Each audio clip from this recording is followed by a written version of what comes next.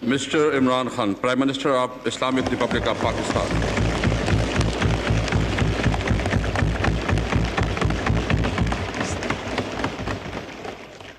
بسم اللہ الرحمن الرحیم ایاک نعبد و ایاک نستعین. جناب اسپیکر، سب سے پہلے تو میں ابھی جو لوکسٹ کے اوپر بات ہوئی ہے میں صرف ایک بریف سا کامنٹ کرتا ہوں کہ اس میں 31 جنوری سے ہم نے اس کو ایک ایمرجنسی ڈکلیئر کیا ہوا ہے اور تب سے ہم نے پوری این ڈی ایم اے کو پوری اختیارات دیے ہوئے ہیں کہ کوئی بھی آپ ایکسپینس کرنا چاہتے ہیں لوکس کے کنٹرول کے اوپر، گورنمنٹ اس میں کوئی کوتاہی نہیں کرے گی، کیونکہ یہ پوٹینشلی جس طرح ابھی بات ہوئی کہ پوٹینشلی یہ اتنا خطرناک ہو سکتا ہے پاکستان کے لیے، جس میں کئی تو ہم قدم اٹھا سکتے ہیں اس کی طرف، اس کو کم کرنے کے لیے، اور وہ ہم پوری طرح کر رہے ہیں. اور انفارچونیٹلی بیچ میں کرونا آ گیا اور کرونا کی وجہ سے جو سپلائز آنے تھے انگلینڈ سے وہ رک گئے، تو وہ تو ہم انشاءاللہ پورا زور لگائیں گے. لیکن میں یہ بھی کہہ دوں آپ کو کہ کئی چیزیں ہمارے ہاتھ میں نہیں ہیں. اس وقت یہ ہارن آف افریقہ کے اندر سے یہ جو ادھر سے لوکسٹ کا یہ بڑا انیوژل 25 سال میں ایک دفعہ اس طرح کا فینومینا ہوتا ہے، تو وہ ادھر سے جو آ رہا ہے وہ ایک ہمیں خطرہ یہ کہ ہندوستان سے بھی اور ایران سے بھی جو سوام آئے گا ہم اپنا تو کنٹرول کر لیں گے لیکن اس کا بھی کسی کو اندازہ نہیں ہے.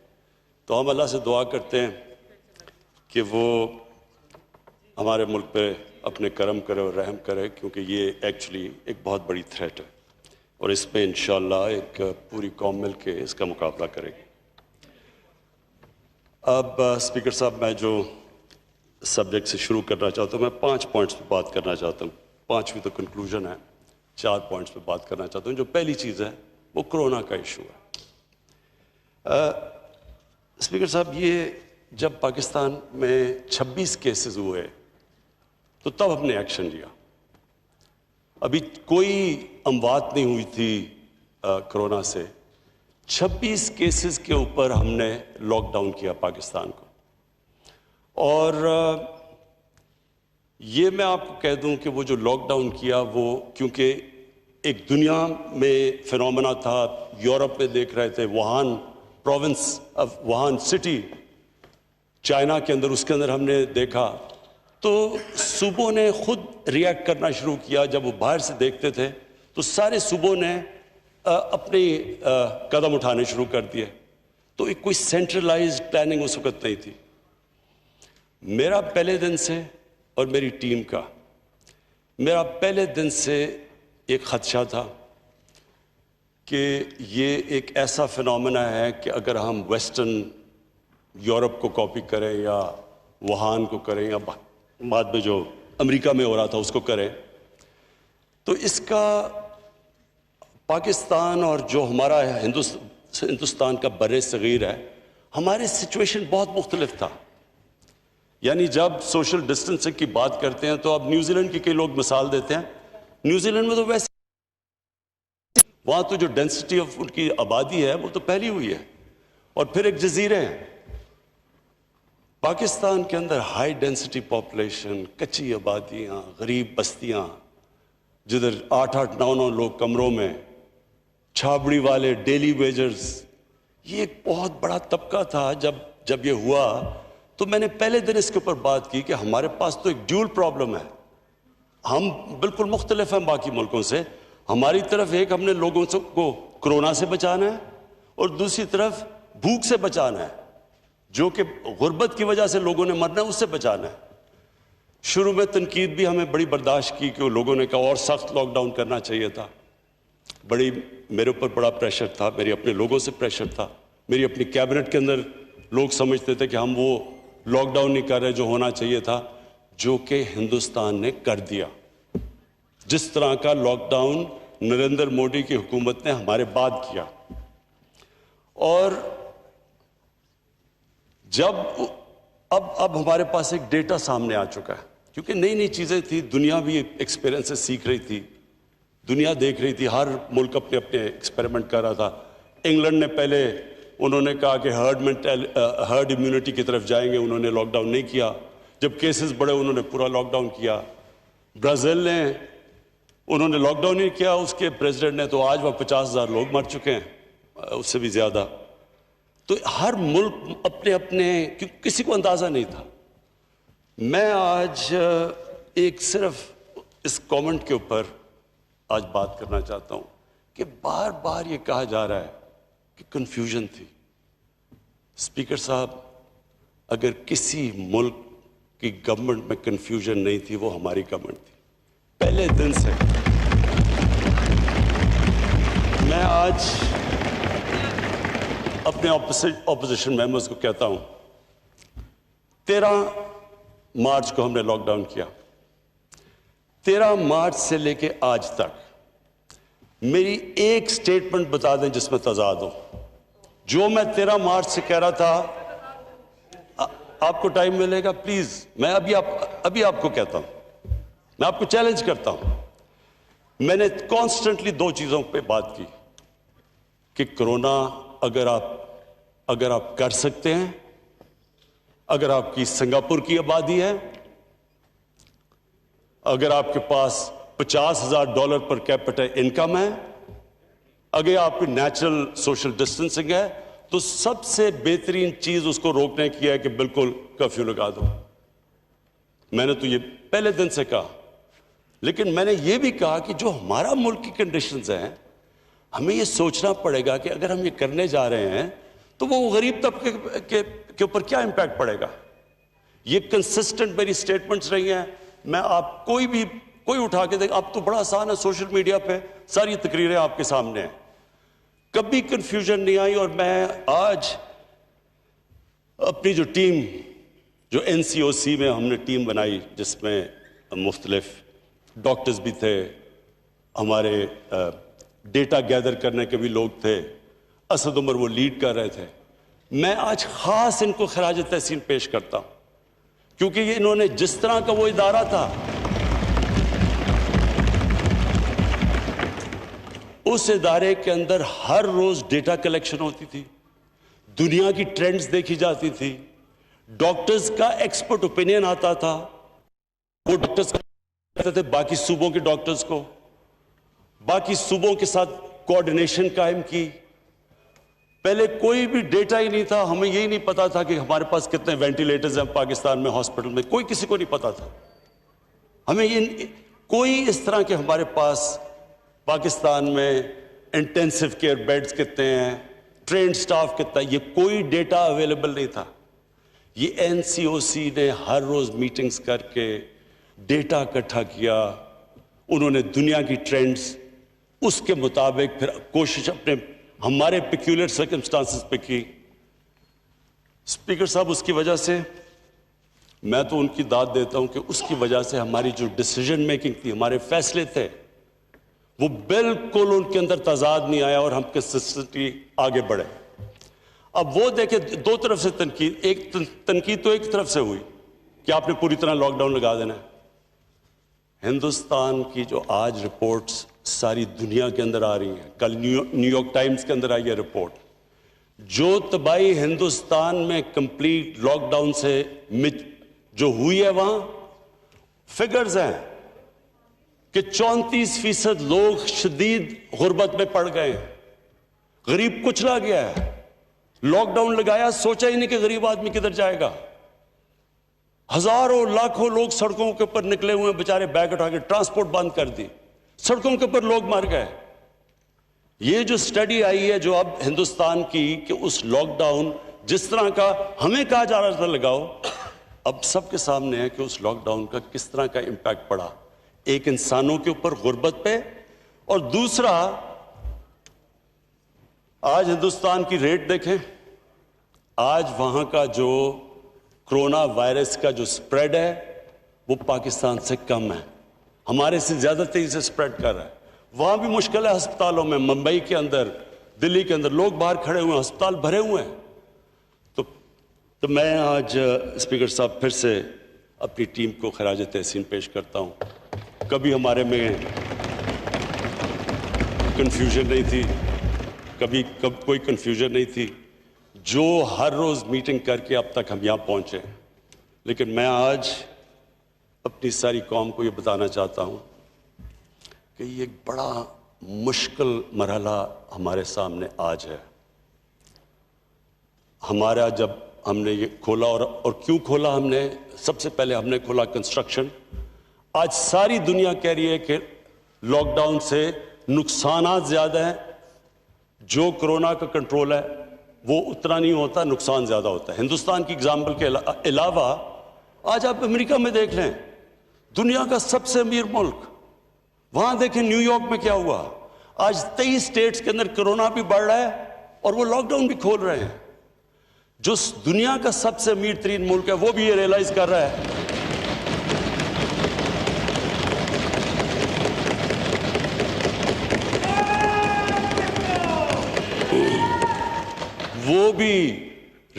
کر رہا ہے کہ دنیا کی سب سے طاقتور اکانومی بھی جب آپ ایک اکانومی کو بند کرتے ہیں وہ بھی برداشت نہیں کر سکتی اس کے اثرات۔ تو ہم وہ تھے جنہوں نے سب سے پہلے بات سمارٹ لاک ڈاؤن کی کہ سارا 22 کروڑ لوگوں کو بند نہ کرو، smart lockdown, hot spots دیکھو۔ یہ ساری ہماری NCOC کا کمال ہے کہ وہ انہوں نے پوری اسٹڈی کر کے اپنے ملک کی کنڈیشنز میں جس طرح ہم چلے۔ اب تک اللہ کا کرم ہوا ہے ہمارے ملک پہ کہ آپ ہماری آبادی دیکھیں اور جس طرح ہم اس میں سے نیویگیٹ کر کے نکلے ہیں، ابھی تک اللہ کا بڑا کرم ہے۔ لیکن جو اگلا فیز ہے اسپیکر صاحب، یہ مشکل فیز ہے۔ یہ مشکل اس لیے ہے کہ ہم پوری کوشش کر رہے ہیں کہ عوام کو سمجھ آئے کہ SOPs کو فالو کرنا کیوں ضروری ہے۔ جو بھی ایک فیکٹری کھولتے ہیں، ٹرانسپورٹ کرتے ہیں، جو بھی آپ اپنی کاروبار کی آپ ایکٹیویٹی جب کھولتے ہیں، اور وہ ہمارے لیے ضروری ہے کیونکہ ہم نے روزگار دینا ہے لوگوں کو، وہ اس لیے ضروری ہے فالو کرنا کہ جب کلسٹرز ہوتے ہیں ہمیں پتہ ہے یہ بیماری پھیل جاتی ہے تیزی سے، اور ہمیں یہ بھی پتہ ہے کہ اگر یہ احتیاط نہ کی گئی تو ہمارے ہاسپٹلس پہ پریشر پڑ گیا ہے، اور اگر احتیاط نہ کی تو مزید اور پڑنے والا ہے۔ اس لیے یہ ساری اس اسمبلی سے جو بھی عوام دیکھ رہی ہے، جو بھی ہم سب یہاں بیٹھے ہیں، یہ ہم سب کے اوپر لازم ہے کہ ہم یہ اپنی طور پہ پبلک میں لوگوں کو ریئلائز کریں کہ کتنا ضروری ہے ہمیں بچانا اپنے بوڑھوں کو، اپنے بیمار لوگوں کو، بلڈ پریشر کے لوگوں کو، جن کو ڈائبٹیز ہے۔ اصل میں تو جو سمارٹ لاک ڈاؤن کا مطلب یہ ہے کہ ان کو پروٹیکٹ کیا جائے۔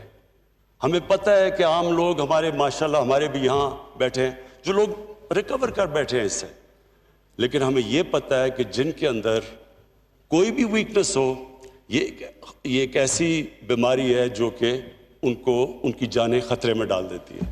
تو اس لیے میں آج میں یہ بھی جو رشتہ دار ہیں، جن لوگوں کے آج آلموسٹ 4000 لوگ ہمارے اموات ہو چکی ہیں اس سے، ہم ان کے لیے دعا بھی کرتے ہیں، ہم افسوس کرتے ہیں، ان کے لیے دعا کرتے ہیں جو کہ اس بیماری کی وجہ سے گئے ہیں دنیا سے۔ لیکن یہ جو اگلا سٹیپ ہے یہ کرٹیکل اس لیے ہے کہ ہمارے پاس اب 2 راستے ہیں۔ اگر ہم احتیاط کر گئے تو انشاءاللہ جو ہماری فیسلٹیز ہیں وہ اتنی ہیں کہ ہمارا جو ہیلتھ سسٹم ہے وہ کوپ کر جائے گا۔ لیکن اگر ہم نے بے احتیاطی کی، اور مجھے افسوس سے کہنا پڑتا ہے ہم ہر روز رپورٹ آتی ہے اب ہمیں NCOC میں کہ کون سے صوبے میں، کون سے شہر میں، کون سے ایریاز کے اندر احتیاط کی جا رہی ہے اور کتنی کی جا رہی ہے، کتنی نہیں کی جا رہی۔ تو اس کے اوپر ایک تو ہم اپنی یہ والنٹیئر فورس ہے، ٹائیگر فورس، ان سب کو ہم نے لگا دیا ہے کیونکہ ایڈمنسٹریشن کے اوپر آگے بہت پریشر ہے، وہ تھک چکے ہیں، تو ان کو لگا دیا ہے SOPs کے اوپر۔ لیکن یہ ہم انفورس بھی کریں گے، اوپر سے ہمارے جو NCOC میں ہاٹ سپاٹس دیکھ رہے ہیں، سلیکٹیو ایریاز کو بند بھی کریں گے۔ لیکن میں آج یہ کہہ دوں کہ یہ اگر مہینہ ہم احتیاط سے گزار بیٹھے تو ہم انشاءاللہ اس کے برے اثرات سے بچ سکتے ہیں۔ ایک اور بات ہوئی جی کہ کورونا کے پیچھے ہم چھپ رہے ہیں اور اپنی جو ہماری کمزوریاں وہ چھپا رہے ہیں کورونا کے پیچھے.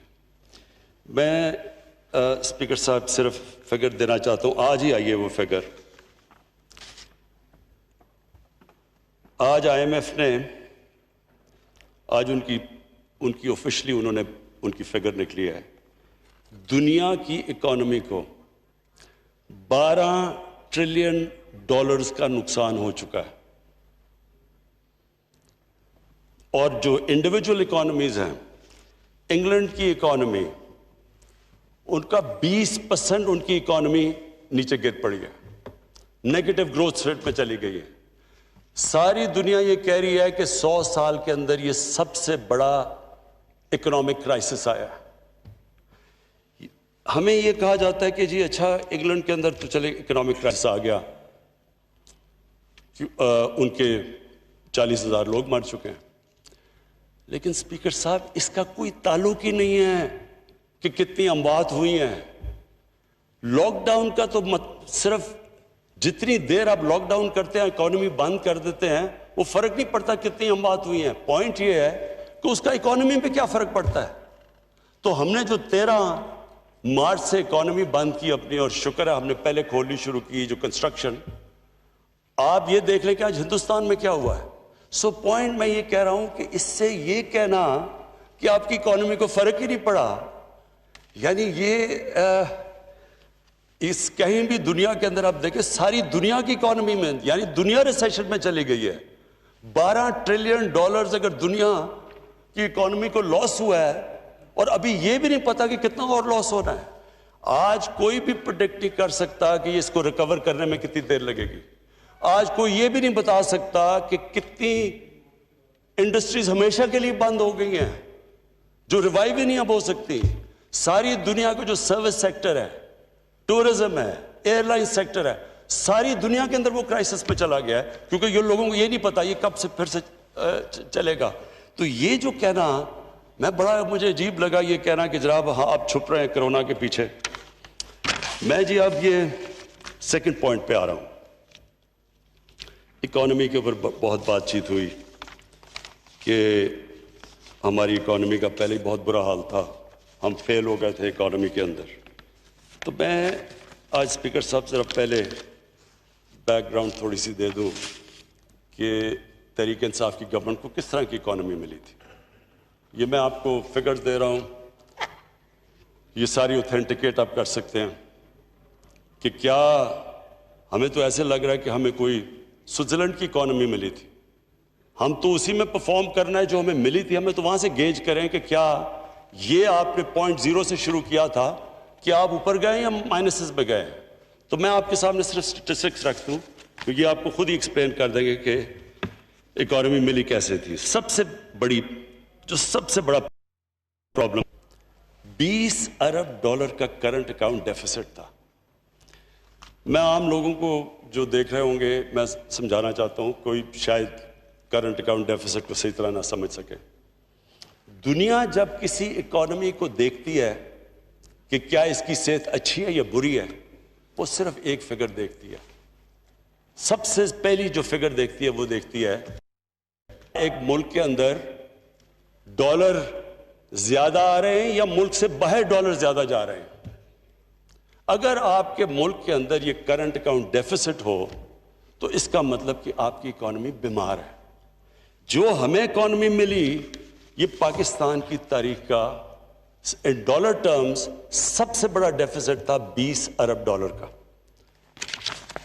اس کے بعد اور وہ کیوں ہوا, وہ ہوا بھی کیوں. ہماری جو ایکسپورٹس تھی وہ $20 ارب کے اوپر تقریباً سٹیگنیٹ کر گئی, لیکن جو امپورٹس تھی وہ $60 ارب پہ چلی گئی. جب اتنا بڑا تضاد امپورٹ اور ایکسپورٹ پہ ہو تو اس کا سب سے بڑا امپیکٹ کدھر جا رہا تھا, ایکسچینج ریٹ کے اوپر. ڈالر کم ہو جاتے ہیں, ڈالر کی قیمت اوپر, روپے کی قیمت نیچے, تو پرابلمز تو سارے ادھر سے شروع ہو جاتے ہیں. جب ہم آئے تو سب سے بڑا مسئلہ کیا ہوا, مہنگائی. اب مہنگائی کیسے نہ ہوتی. مہنگائی جب روپیہ پہلے 104 پہ تھا, جب ہمیں ملا جب تک ہماری باری 122 پہ ہو گیا اور وہ ہمارا جا کے اینڈ میں روپیہ پہلے گرا اور پھر سٹیبلائز کر گیا جو ہم نے قدم اٹھائے. لیکن جو اس کا امپیکٹ پڑا جب سپورٹس مہنگی ہو گئی, جب آپ کا روپیہ کمزور ہوا اور جب تیل کی قیمت مہنگی ہو گئی, اس کا امپیکٹ بجلی سب پہ پڑ گیا. تو اسپیکر صاحب وہ ملک میں لوگوں میں غربت میں اضافہ ہونا تھا, وہ مشکل وقت آنا تھا جب یہ ایڈجسٹمنٹ ہونی تھی. لیکن یہ ہم نے تو انہیریٹ کی تھی, یہ ہم نے تو نہیں اتنا بڑا یہ ڈیفیسٹ دیا. اب دوسرا جی, جو قرضے گئے لائبلٹیز 2013 میں 16 ٹریلین 16,000 ارب روپے کا قرضہ تھا.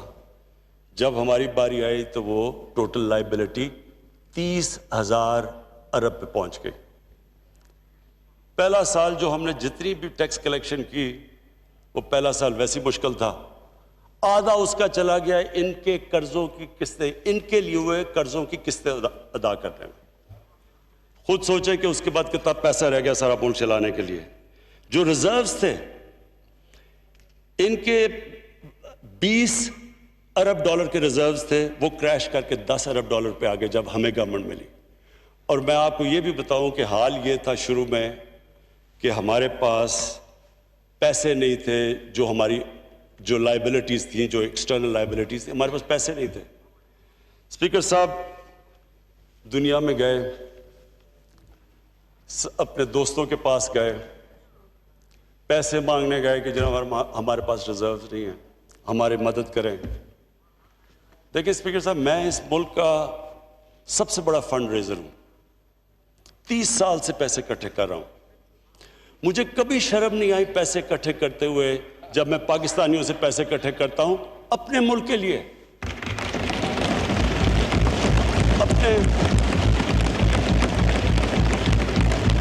اپنے ہسپتالوں کے لیے, یونیورسٹی جس میں غریب بچے پڑھ سکتے ہیں. مجھے کوئی شرم نہیں آتی.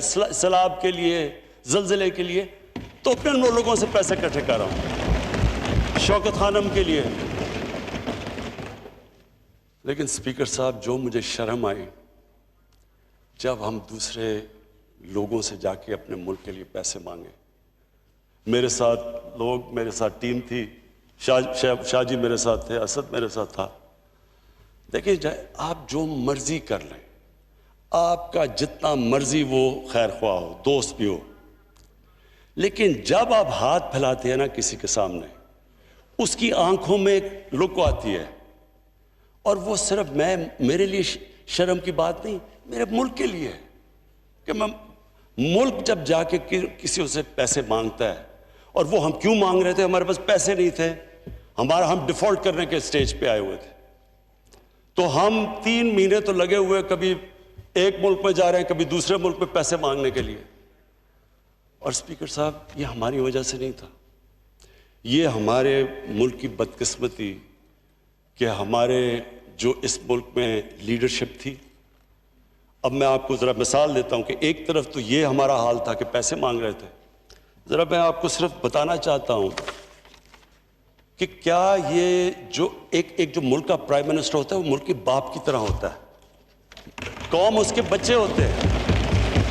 میں سمپل سوال آپ سے پوچھتا ہوں کہ کیا اگر میرے بچے بھوکے ہیں, اگر میں بچوں کو صحیح علاج نہیں کروا سکتا, تو کیا میں ایک بادشاہ کی طرح رہوں گا اور بچے میرے بھوکے رہیں گے؟ کیا میں اپنے خرچے نہیں کٹ کروں گا؟ میں صرف آپ کو یہ اس لیے بتا رہا ہوں کہ یہ مائنڈ سیٹ ریفلیکٹ کرتا ہے. اسپیکر صاحب میں واشنگٹن گیا, ٹوٹل پیسہ جو میں نے خرچ کیا $67,180. یہ میرا سارا ٹرپ کا تھا. ٹھہر جائیں ایک منٹ پہلے. نواز شریف نے وہی ٹرپ کی واشنگٹن کی, $549,000. آصف زرداری نے وہ ٹرپ کی $752,000. اب میں صرف یہ پوچھ رہا ہوں کہ کیا وہاں جانے سے، اتنے زیادہ پیسے خرچ کرنے سے، کیا ان کے حکمرانوں نے سمجھا ہوگا کہ یہ جو کتنے زبردست لوگ ہیں، یہ کتنے بڑے ہوٹل میں ٹھہر رہے ہیں؟ ایک طرف آپ پیسے مانگ رہے ہیں ان سے، دوسری طرف آپ اس طرح ٹھہر رہے ہیں. میں آپ کو کہتا ہوں کہ ویسٹرن ڈیموکریسی کے لیڈر اتنا پیسہ خرچ نہ کرے جو یہ ہیں. آگے آ جائے جی. UN کی وزٹ، آصف زرداری نے خرچ کیا $1.3 ملین، $13 لاکھ. نواز شریف نے خرچ کیا $11 لاکھ. شاہد خاقان عباسی نے کیا $7 لاکھ. وہی ٹرپ میں نے $162,000 پہ کی، $1,62,000. 10 گنا زیادہ فرق. ڈیووس گئے، ڈیووس میں جناب گیلانی صاحب گئے تو انہوں نے $460,000 پہ کی. نواز شریف نے $762,000 پہ کی. شاہد خاقان عباسی نے $561,000 پہ کی، اور میں نے کی $68,000 پہ. میں صرف اسپیکر صاحب، میں آپ کے لیے صرف یہ اس لیے کہہ رہا ہوں، میں صرف آپ کے لیے کہہ رہا ہوں، میں آج یہ صرف پوچھنا چاہتا ہوں کہ کیا جب آپ ایک مقروض ملک، جو میں آپ کو بتا رہا ہوں قرضے لے رہے ہیں، اور میں آپ پھر سے کہتا ہوں، جب شرم آتی ہے، کیوں مجھے اپنے لیے تو علیحدہ، جو میری قوم، وہ کیا سمجھتے ہوں گے ہماری قوم کو. اور آپ کو یقین دلاؤں کہ ساری دنیا کو پتا ہوتا ہے کہ کس ملک کا کیا حال ہے. آج تو آپ اپنے موبائل فون پہ بتا دیں کہ کون سے ملک کے کتنے قرضے ہیں، کیا اس کی سٹیٹ ہے، کتنے اس کی کرنٹ اکاؤنٹ ڈیفیسٹ کی. تو ایک طرف ہم قرضے لیتے جا رہے تھے، ہماری 10 سالوں میں لائبلٹیز گئیں 6,000 ارب سے 30,000 ارب پہ. لیکن جو لوگ اوپر بیٹھے ہوئے تھے، کیا ان کو نہیں پتا تھا کہ یہ ملک ایک ڈالر امپورٹنٹ ہوتا ہے؟ کیونکہ آپ ایک ملک کے اندر کلچر بناتے ہیں، آپ لوگوں کو بتاتے ہیں کہ ہمیں فکر ہے. جب میں فکر کرتا ہوں تو مجھے امید ہوتی ہے کہ باقی بھی سارے مجھے دیکھتے ہیں. میں نے اگر اپنا یہ جو سٹاف تھا میرا پرائم منسٹر ہاؤس کا، 534 کام کرنے والے تھے، وہ آدھے کر دیے، پیسہ ہم نے کم کر دیے، اور اسپیکر صاحب یہ اور بھی کم ہو سکتے ہیں. لیکن وہ سٹاف آج کل کے زمانے میں ان کو بے روزگار نہیں کرنا چاہتے تھے. ہم اور بھی کم کر سکتے ہیں. ہر جگہ جب کہ کہیں بھی دنیا میں جب ایک آسٹیرٹی، ایک ملک مشکل میں آتا ہے، تو ایک پھر حکمرانوں اپنی اگزامپل سے لیڈ کرتے ہیں. وہ یہ نہیں کرتے کہ خود پیسے اور لوگوں کو کہیں کہ وہ پیسے نہ خرچ کریں. آگے آ جائے جی. اسٹیٹ بینک کی بوروئنگ جو ہمیں ملا 6 ٹریلین روپیہ خرچ کیا، 6,000 ارب روپیہ سپریم کورٹ سے لیے، جو ہم نے ختم کر دیا. ہم نے کوئی بورنگ نہیں کی. پھر جی جو 70% جو قرضے تھے، 70% وہ شارٹ ٹرم تھے. ہم نے آ کے الٹا کر دیا. ہمارے آج 76% قرضے لانگ ٹرم ہو گئے. ہم نے وہ چینج کر دیا ڈیٹ کا، کیونکہ شارٹ ٹرم زیادہ مہنگے ہوتے ہیں. میں صرف یہ یاد کرا رہا ہوں کہ یہ سچویشن تھا کیا. سرکولر ڈیٹ انہوں نے 2013 میں ساری سرکولر ڈیٹ 480 یا جتنی بھی تھی انہوں نے واپس کر دی. اس کے بعد جب ہمیں ملی گورنمنٹ 1.2 ٹریلین روپیز کی سرکولر ڈیٹ پہنچ گئی. 1,200 ارب کانٹریکٹس. اب ہم پھنس کیسے گئے؟ سارے کانٹریکٹس پہلے کے سائن ہوئے ہیں. ہمارے دور میں تو مجھے کریکٹ کر دے اگر عمر یوں پہ بیٹھا ہے، کہ ہمارے دور میں تو ایک ونڈ پاور کے کانٹریکٹ ہیں جو کہ 4 یا 5 سینٹ پہ ہوئے ہیں. باقی تو سارے پرانے کانٹریکٹس تھے. تو ایک تو ادھر پھنس گئے. بجلی مہنگی پروڈیوس ہو رہی ہے، بیچ رہے ہیں سستے، بیچ میں سرکولر ڈیٹ آ گئی. اس کے بعد گیس کے 15 سال کا کانٹریکٹ ہم نے LNG کا کر لیا. وہ ہم نے تو نہیں کیا. اب وہ گیس اسے آدھی قیمت کی بک رہی ہے، اس سے بھی کم.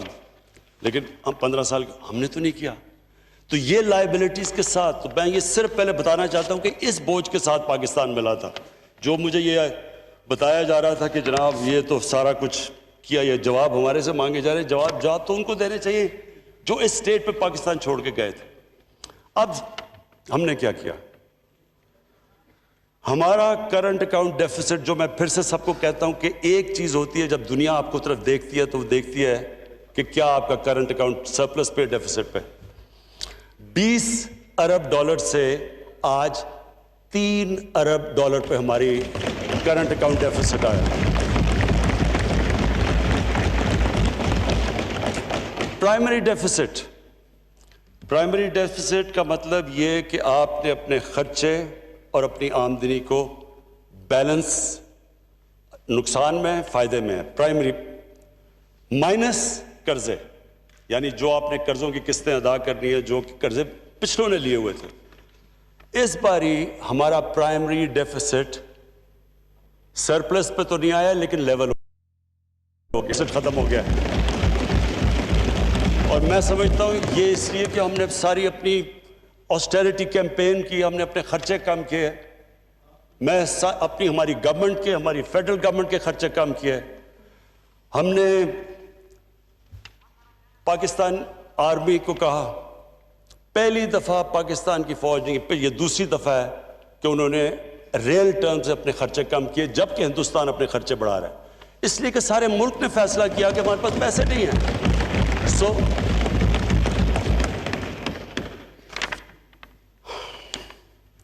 اس کے بعد جی جو چیز مجھے خاص خوشی ہے جو ہم نے کی وہ یہ کہ ہم نے جو غریبوں کے لیے، جو عام لوگوں کے لیے، جو ہمارا احساس پروگرام، جو پاکستان کی تاریخ کا سب سے بڑا پروگرام ہے عام لوگوں کو غربت سے نکالنے کا، پاورٹی ایلیویشن کا، اس کو اس برے وقت میں، جبکہ کووڈ کے جو آخری یہ جو کوارٹر تھا ہماری کریش کر گئی، جس طرح ساری دنیا میں ریونیوز کریش کے جب ہمارے کر گئے، تو اس کے ہم نے 208 ارب بلکہ کم نہیں کیا، احساس پروگرام کا ہم نے اس کی زیادہ بڑھا دیا۔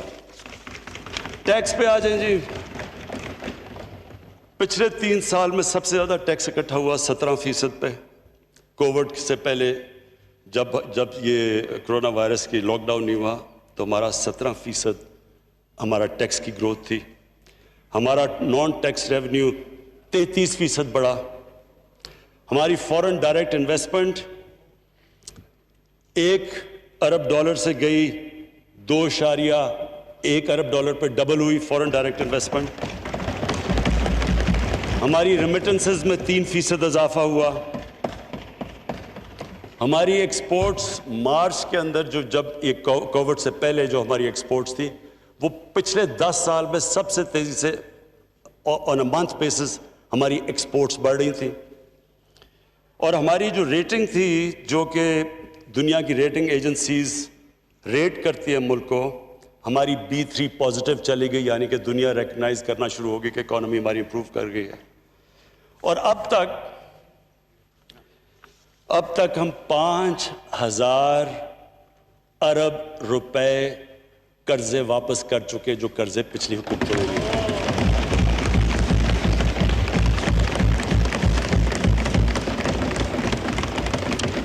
اب جی میں آپ کو وے فارورڈ بتاتا ہوں کہ یہ جو آج کل حالات ہیں، مشکل حالات ہیں، سب جانتے ہیں، ان کی ساری دنیا کو پرابلم ہے، ہمیں اکیلے کو نہیں ہے۔ تو یہ جو اب حالات ہیں اس کے اندر اب ہم کیا پروپوز کر رہے ہیں؟ میں ابھی بھی یہ کہتا ہوں کہ اس کی پوری طرح امپیکٹ ساری دنیا کے اندر فیل ہو رہا ہے، کیونکہ جو سب سے زیادہ امپیکٹ پڑا ہے وہ سروس انڈسٹری پہ پڑا ہے، ہوٹلز پہ، ریسٹورنٹس پہ، ٹورزم پہ۔ ہمارے علاقے ہیں کئی، اور مجھے خاص طور پہ افسوس ہوتا ہے ہمارے جو پہاڑی علاقے ہیں وہاں صرف وہ ڈپینڈ کرتے ہیں، ناردرن ایریاز ہیں ہمارے، وہ ڈپینڈ کرتے ہیں کہ 4-5 گرمیوں کے مہینے میں جو وہ اپنی آمدنی اکٹھی کرتے ہیں۔ تو اس وقت جو سب سے بری طرح یہ بہت بڑا ایک علاقہ متاثر ہوا ہے اس کے ساتھ، ہماری تھوڑی ٹورزم کھولے، لیکن ہر وقت پریشر پڑا ہوا ہے کہ ایک طرف ہمیں فکر ہے کہ وہ کرتے تو کرونا اوپر نہ چلی جائے، دوسری طرف لوگوں کی جانیں بچائیں، لوگ بھوکے نہ مر جائیں۔ تو یہ سب سے، تو ابھی ہم کوئی پریڈکٹ نہیں کر سکتے کہ اس کا اتنا کتنا فال آؤٹ آئے گا، تو ہم اس کے لیے ویسے میں کہنا چاہتا ہوں کہ پوری طرح ہم تیار بیٹھے ہیں. ہم نے اسپیشل ریزرو کیے ہوئے ہیں کہ اگر ہمیں ضرورت پڑے تو ہم پیسے یہاں استعمال کریں. تو نمبر 1 ہم نے جو سب سے پہلے اپنا جو اکانومی کا شعبہ کھولا وہ تھا کنسٹرکشن. اس وقت پاکستان کی تاریخ میں کبھی بھی کنسٹرکشن سیکٹر کو اتنا زیادہ انسینٹیوائز نہیں کیا جو آج کیا گیا. 30 ارب روپیہ تو ہم نے صرف رکھا ہوا ہے کنسٹرکشن انڈسٹری کے لیے آسانیاں پیدا کرنے کے لیے ان کو, تاکہ سستے قرضے مل جائیں, تاکہ وہ ہمارے جو ایک ڈریم ہے کہ ہم اس ملک میں افورڈیبل ہاؤسز, یعنی ان لوگوں کے لیے گھر بنائیں جو بیچارے گھر افورڈ نہیں کر سکتے, اس کے لیے 30 ارب روپیہ رکھا ہوا ہے تاکہ ان کو سبسڈائز ریٹ کے اوپر ملے انٹرسٹ, تاکہ وہ اگر جو آسان قسطوں پہ واپس کر سکیں. وہ لوگ جو کبھی خرید نہیں سکتے گھر, ان کو موقع مل جائے. تو یہ جو کنسٹرکشن ہے سب سے زیادہ کبھی بھی کنسٹرکشن انڈسٹری کو اس طرح کے انسینٹیوز نہیں دیے گئے. یہ ہمارا نمبر 1 ہے. دوسرا ایگریکلچر. اب تک 50 ارب روپیہ ہم نے رکھا ہے. ہم نے ان کی کھادوں کی قیمتیں بھی ہم نے سبسڈائز کی ہیں, پانی کے اوپر بھی کام کر رہے ہیں. لیکن یہ ایگریکلچر جو سیکٹر ہے اس گورنمنٹ نے فیصلہ کیا ہے, ابھی فخر امام نے آپ سے پتہ نہیں کتنی اس کے اوپر تفصیل میں بات کی ہے, ہماری اب ساری کانسنٹریشن یہ ہے کہ کنسٹرکشن اور ایگریکلچر کو ہم آج پرائرٹائز کریں اور اس کے اوپر پورا زور لگائیں.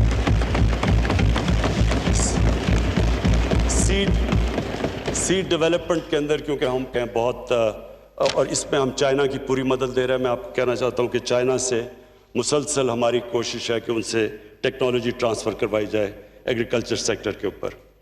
ہم نے جو اپنا پی ایس ڈی پی ہے, اس مشکل حالات میں بھی ہم نے اپنا پی ایس ڈی پی کو کم نہیں کیا, اور ہم نے اپنے نان ڈیولپمنٹ ایکسپینڈیچر کے اوپر کٹس ڈالے ہیں.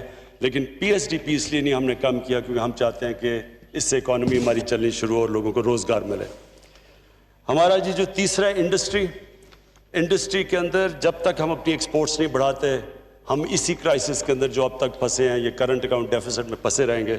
تو ہم انڈسٹری کے لیے ہزاروں را مٹیریل ہیں جو کہ آپ کو بتا دیں گے کہ جن کے اوپر سے ہم نے بالکل ڈیوٹی اٹھا لی ہے تاکہ ہمارا کاسٹ آف ڈوئنگ بزنس کم ہو, تاکہ ہماری انڈسٹری ریوائیو ہو. کیونکہ آپ کو پتہ ہے پاکستان ڈی انڈسٹریلائز ہو رہا تھا, ایکسپورٹ اسٹیگنیٹ کی ہوئی تھی, اور ایکسپورٹس کے بغیر دیکھیں نا, یہ بڑی اچھی بات کرتے ہیں کہ جی گروتھ ریٹ آپ کی نیچے آ گئی, کیا آپ ایک 5% پہ گروتھ ریٹ تھی. اگر آپ کی گروتھ ریٹ 5% پہ ہے اور آپ کا ریکارڈ کرنٹ اکاؤنٹ ڈیفیسٹ ہے, آپ کی امپورٹ 60 ارب کی ہیں اور ایکسپورٹس 20 ارب کی ہیں, تو وہ تو ملک وہ سسٹینیبل ہی نہیں ہے, وہ تو جانا ہی جانا اس نے کرائسس میں ہے. جو بھی دنیا آگے نکلی ہے وہ تو صرف نکلی ایکسپورٹ لیڈ گروتھ کے اوپر ہے. آج چائنا کی اسٹرینتھ کیا ایکسپورٹس ہیں, ساؤتھ کوریا, جو بھی ٹائیگر آگے بنا تھا ایشین ٹائیگر, اس کی سب سے بڑی پرائرٹی تھی ایکسپورٹس. تو ایکسپورٹس کے اوپر جب تک کہ آپ انسینٹیوائز نہیں کریں گے اپنی انڈسٹری کو تو وہ کمپیٹ نہیں کر سکتی. تو ہم ان کے را مٹیریلز کے اوپر بھی ہم نے یہ جو کیا, میرے خیال میں یہ بہت بڑا انسینٹیو ہے. اور پھر چوتھی چیز, میں یہ جو اپنا احساس پروگرام ہے, یہ ہمارا سب سے امپورٹنٹ پروگرام ہے, کیونکہ اسپیکر صاحب کبھی بھی کوئی ملک آج تک دنیا میں اوپر گیا ہی نہیں جدھر ایک چھوٹا سا طبقہ امیر ہوتا جائے اور عوام ادھر کی ادھر رہے, غریب رہے. یہ جو ہمارا ملک میں امیر اور غریب کے اندر فرق بڑھتا جا رہا ہے, یہ سب سے بڑی امپیڈمنٹ ہے اس ملک کے آگے بڑھنے سے, یہ ہمیں روک رہا ہے آگے بڑھنے سے. تو یہ جو ہمارا احساس پروگرام ہے یہ ملٹی فیسٹڈ ہے. ایک تو کیش ہینڈ آؤٹس, یہ جو ہم نے بڑے مشکل وقت پہ جو بچایا ہے لوگوں کو, یہ جو کیش دیا ہے 144 ارب روپیہ, یہ جو یہ ریکارڈ ٹائم کے اندر اتنا زیادہ پیسہ, اتنے زیادہ 1 کروڑ 20 لاکھ خاندان کو اتنے تھوڑے ٹائم پہ اتنا زیادہ پیسہ اور شفافیت سے. کوئی آج نہیں کہہ سکتا کہ کسی نے پولیٹیکل بیسس پہ یہ پیسے بانٹے. اور یہ انشاءاللہ 100, اور یہ ہم اس کو آگے بھی ایکسپینڈ کر رہے ہیں, اور اس کو 1 کروڑ 60 لاکھ خاندانوں تک ہم یہ لے کے جا رہے ہیں.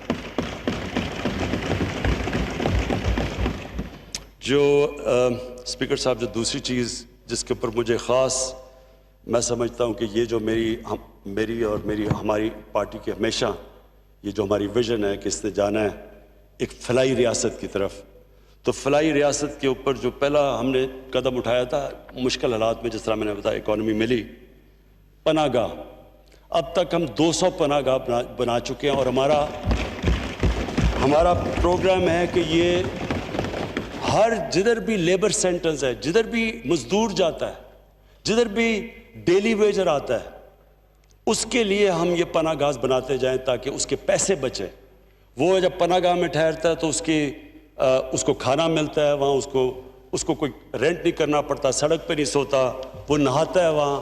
تو یہ ہم پناہ گاہ، ہمارا پورا پلان ہے کہ یہ سارے پاکستان میں ایکسپینڈ کرنا ہے، اور یہ وہ ویژن ہے ایک فلاحی ریاست کی طرف، جس کا مجھے خاص طور پہ یہ پناہ گاہ کے اندر جب میں اپنی پارٹی کے لوگوں کو بھی کہتا ہوں کہ جا کے دیکھیں مزدوروں سے بات کریں، پتہ تو چلوائیں کہ آپ کو پتہ چلے کہ عام آدمی کئی دفعہ کن مشکلات کا سامنا کرنا پڑتا ہے۔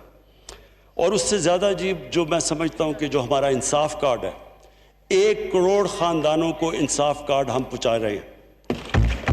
کے پی کے اندر کے پی کی گورنمنٹ نے فیصلہ کیا کہ وہ احساس کارڈ، اور سارا جو فاٹا کا علاقہ ہے ان سب کو احساس کارڈ، جس میں 7 لاکھ، پہلے 7,20,000 تھا، تو وہ 10 لاکھ پہ ہے۔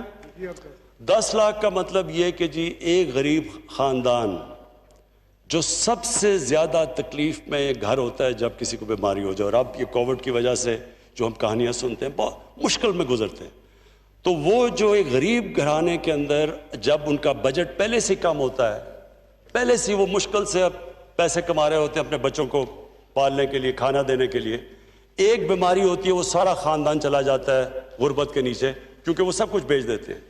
یہ سب سے بڑی پروٹیکشن ہے کہ غریب گھرانے کے پاس پیسے ہوں، وہ جا کے اپنا علاج کروا سکے، اور یہ انشاءاللہ ہم سارا کوریج سارے پاکستان میں کریں گے۔